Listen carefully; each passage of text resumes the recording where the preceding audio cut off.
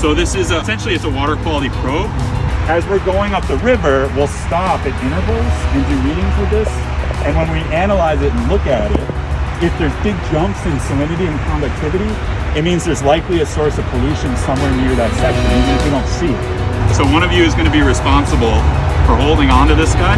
065, yeah, put in the water in front of you. And then negative 73.8138.